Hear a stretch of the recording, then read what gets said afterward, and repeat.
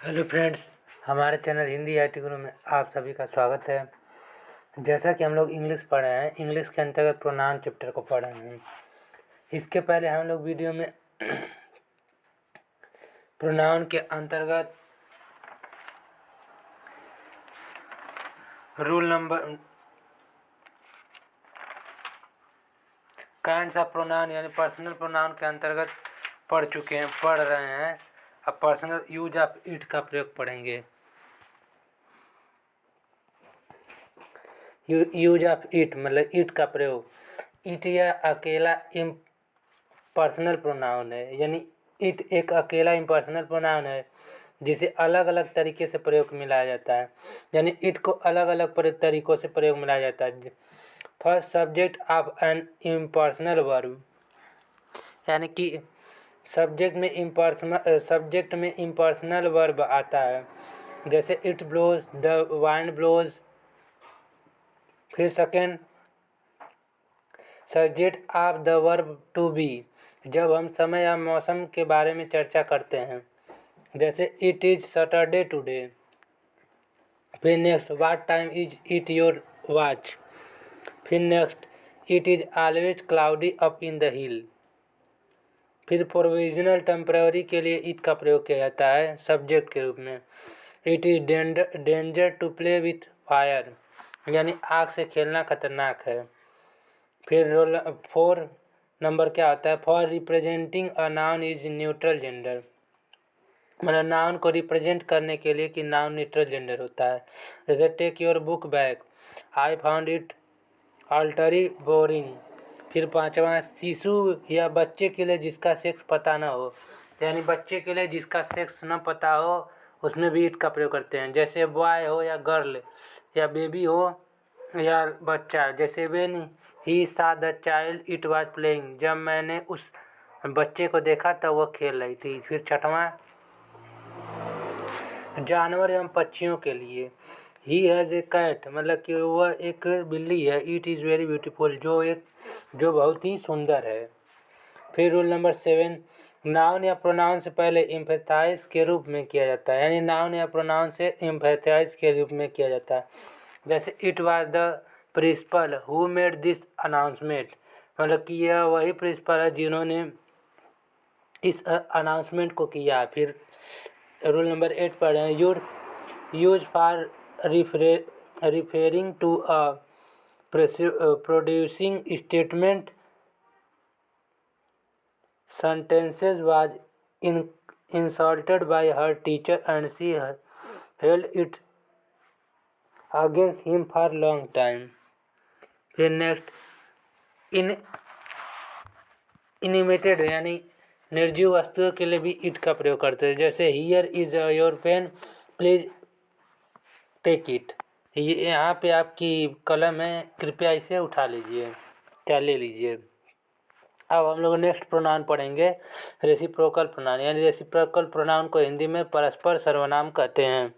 इसका डेफिनेशन है, the pronouns that show mutual reaction among them self are called reciprocal pronoun, यानी वह pronoun जो बताता है म्यूचुअल रिएक्शन यानी आपसी संबंध को, अमंग देम सेल्फ मतलब कि शब्दों में आपसी संबंध को जो प्रोनाउन बताता है उसे परस्पर सर्वनाम कहते हैं। जैसे they are each other and one other, वह लोग एक साथ हैं और प्रत्येक एक साथ हैं और एक दूसरे के लिए। फिर next, they two friend quarrel with each other, मतलब कि वे दो मित्र हैं जो एक दूसरे से झगड़ा कर रहे हैं। फिर they all give gifts to one other. फिर नेक्स्ट, दे two student love each other. फिर next, the saved themself by helping one other.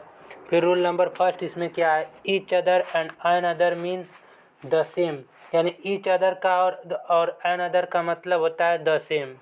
जैसे एक दूसरे के साथ ईच अदर का प्रयोग करते हैं और दो व्यक्तियों या वस्तुओं के लिए जबकि वन अदर का प्रयोग करते हैं, तो दो से अधिक व्यक्तियों या वस्तुओं के लिए करते हैं एन अदर का। जैसे example, Romeo and Juliet love each other, तो इसमें दो व्यक्ति हैं तो ईच अदर का प्रयोग किया जाता है।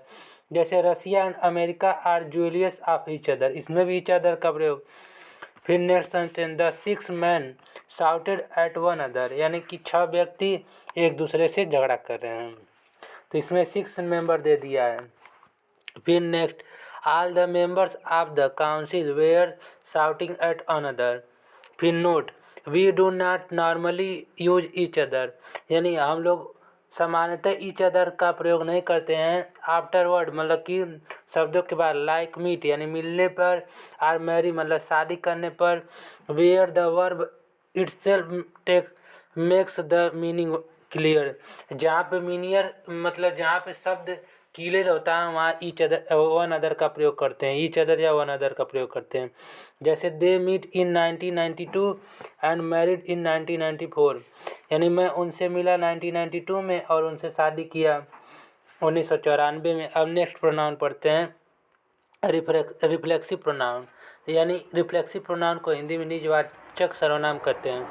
अब इसका डिफिनीशन क्या है, the pronoun that turn back, यानी कि वह संज्ञा जो वापस आ जाती है, आर रिफ्लेक्ट मतलब दोनों शब्दों को रिफ्लेक्ट करती है, एंड डिनोट और दर्शाती है the subject of the sentence, मतलब वाक्य के कर्ता को दर्शाती है। आर का रिफ्लेक्सिव प्रोनाउन मतलब यह रिफ्लेक्सिव प्रोनाउन कहलाती है, यानी वह प्रोनाउन जो सब्जेक्ट को डिनोट करती है, वही सेंटेंस के सब्जेक्ट को डिनोट करती है, वो रिफ्लेक्सिव प्रोनाउन कहते हैं। Reflexive pronoun are formed by adding self, यानी यह सेल्फ को हमेशा ऐड करता है, जो सिंगुलर होता है, सेल्फ प्लूरल होता है और पर्सनल प्रोनाउन होता है। अब नेक्स्ट पढ़ते हैं, जैसे दे आर, इसमें शब्द हैं, पर्सनल प्रोनाउन में आई का होता है reflexive pronoun myself, we का होता है ourself reflexive pronoun, you का रिफ्लेक्सिव प्रोनाउन होता है योर सेल्फ या योर सेल्फ्स, ही का रिफ्लेक्सिव प्रोनाउन होता है हिम सेल्फ, सी का रिफ्लेक्सिव प्रोनाउन होता है हर सेल्फ, इट का रिफ्लेक्सिव प्रोनाउन होता है इट सेल्फ, और दे का रिफ्लेक्सिव प्रोनाउन होता है देम सेल्फ। जैसे example, I can do it my self, फिर राम र्यून्ड हिम सेल्फ। फिर नोट, फर्स्ट पर्सन और सेकंड पर्सन के पोसेसिव तथा थर्ड पर्सन के ऑब्जेक्ट केस के साथ सेल्फ और सेल्फ जोड़कर रिफ्लेक्सिव और एम्फेथिक प्रोनाउन बनाए जाते हैं। फिर सम इम्पॉर्टेंट रूल क्या है, मतलब कुछ महत्वपूर्ण नियम क्या हैं, आगे पढ़ते हैं। जैसे एक्सरेट यानी जोर लगाना, to make a big physical और mental effect, enjoy absent present, distinguish यानी नष्ट करना, अपने को प्रमुख बनाना, to do something so well that people notice और admire you, introduce prostrate यानी दंडवत करना, अभी लाभ फायदा उठाना, रिजाइन स्वीकार करना, रिवेंज यानी प्राइड, ब्रेव बिजी हर्ट आदि वर्ब के बाद ऑब्जेक्ट न होने की स्थिति में रिफ्लेक्सिव प्रोनाउन का प्रयोग करते हैं। जैसे she introduced himself to the minister, तो इंट्रोड्यूस के बाद रिफ्लेक्सिव प्रोनाउन का प्रयोग किया जा रहा है। जैसे आगे, he resign himself to his failure. फिर next sentence, he absent himself from the college every day, he had absented himself from the office। फिर Sonali prides herself on the result of the son। फिर have already distinguished myself as a teacher। तो जितने भी शब्द हैं तो सबके साथ रिफ्लेक्सिव प्रोनाउन का यूज किया जाता है। फिर नोट नंबर फर्स्ट, यदि इंट्रोड्यूस, इंजॉय तथा प्रेजेंट वर्ब के बाद ऑब्जेक्ट हो तो रिफ्लेक्सिव प्रोनाउन का प्रयोग करना गलत होगा, यानी जहाँ पे भी जिस किसी वाक्य में इंट्रोड्यूस, इंजॉय, प्रेजेंट वर्ब के बाद ऑब्जेक्ट दिया हो तो रिफ्लेक्सिव प्रोनाउन का प्रयोग करना गलत होगा। जैसे सी इंट्रोड्यूस मी, तो यहाँ आपका प्रोनाउन दिया है तो प्रोनाउन यहाँ हर से टू द मिनिस्टर, तो ये आपका गलत होगा, यह सही होगा C introduce me to the minister, यह सही होगा। फिर next sentence, the local MP will start the race and present the prize. फिर note number 2, open, sell, wash, dress, save, concentrate, feel, hurry verb के बाद रिफ्लेक्सिव प्रोनाउन का प्रयोग नहीं होता है, यानी जितने सारे सब्जेक्ट सेंटेंस को पढ़े हैं इन शब्द के बाद, यानी open, sell, wash, dress, save, concentrate, feel, hurry verb के बाद रिफ्लेक्सिव प्रोनाउन का प्रयोग नहीं होता। जैसे example, suddenly the door open itself, तो ये आपका गलत है। Suddenly the door open. फिर ट्राई टू कंसंट्रेट योरसेल्फ, तो ये भी गलत, ट्राई टू कंसंट्रेट। और रिमेंबर दिस पॉइंट को हमने वीडियो में पढ़े। तब तक के लिए धन्यवाद।